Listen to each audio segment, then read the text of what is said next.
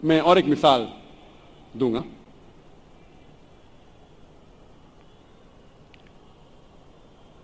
ایک مثال ہے, دو لوگ تھے جو آپس میں بہت محبت کرتے تھے,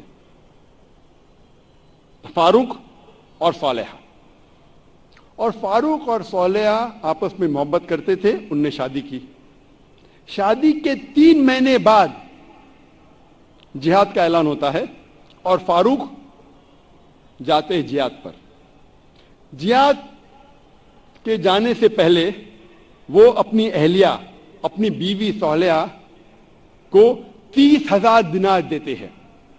30,000 دینار ایک یوکے کے آدمی نے کیلکولیٹ کیا اور کہا کہ وہ ہوتے 2 ملین پاؤنڈ. 2 ملین پاؤنڈ کو میں تبدیل کروں گا روپیے میں, ہو جاتا ہے 15 کروڑ روپیے. وہ دیتے ہیں 30,000 دینار, 2 ملین پاؤنڈ, 15 کروڑ روپیے اپنی اہلیہ کو, اور کہتے ہیں کہ اسے محفوظ رکھو, اسے خرچ مت کرو, میں جہاد کے لیے جا رہا ہوں. اور پھر وہ جہاد کے لیے جاتے ہیں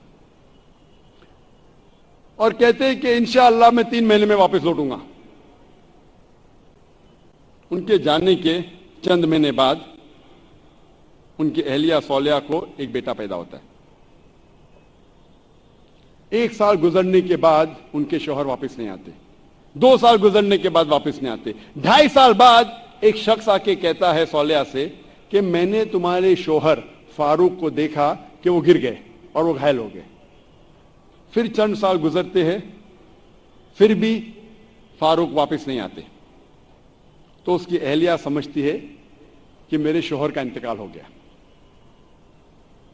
لیکن 30 سال بعد فاروق واپس مدینہ لوٹتے ہیں اور ان کی خواہش تھی کہ میں میری اہلیہ سے ملوں.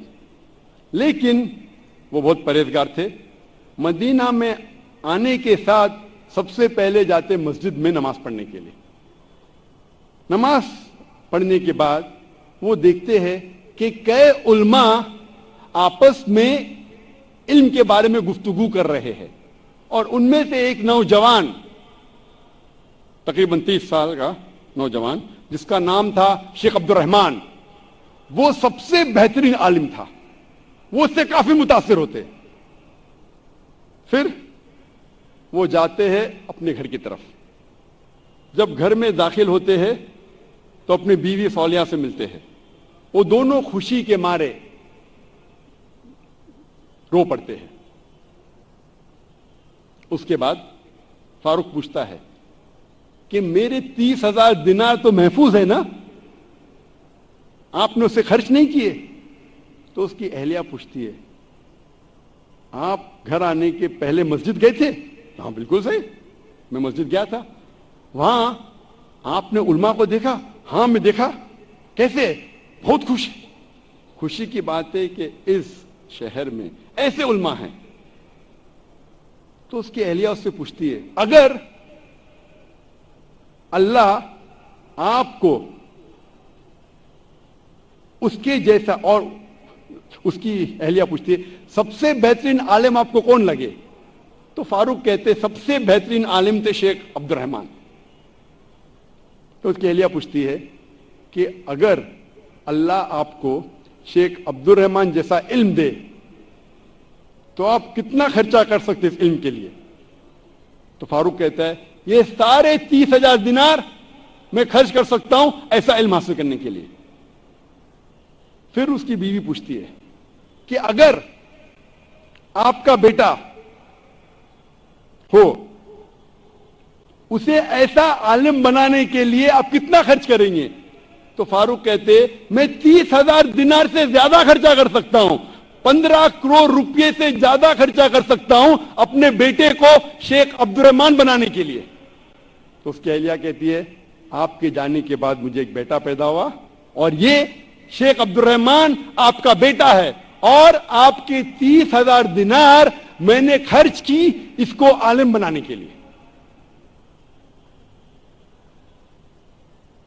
آپ سوچ سکتے اس وقت بیٹے کو عالم بنانے کے لیے والدہ خرچہ کرتی ہے 30,000 دینار، 2 ملین پاؤنڈز، 15 کروڑ روپے۔ آج کون سا مسلمان اپنے بیٹے کو عالم بنانے کے لیے 15 کروڑ روپیہ خرچہ کرنے کو تیار ہے؟ ہاں، ڈاکٹر بنانے کے لیے نو پرابلم، ڈونیشن دیں گے، رشوت دیں گے، 10 لاکھ، 15 لاکھ، 20 لاکھ، 50 لاکھ، 1 کروڑ ڈاکٹر۔ امریکہ بھیجنے کے لیے میرا بیٹا امریکہ میں پڑھ رہا ہے، 2 کروڑ خرچہ کریں گے، 3 کروڑ خرچہ کریں گے۔ کیوں؟ بیٹا امریکہ میں پڑھ رہا ہے، سٹیٹس۔ میں یہ جاننا چاہتا ہوں کہ کتنے مسلمان اپنے بیٹے کو عالم بنانے کے لیے 15 کروڑ خرچہ کریں گے؟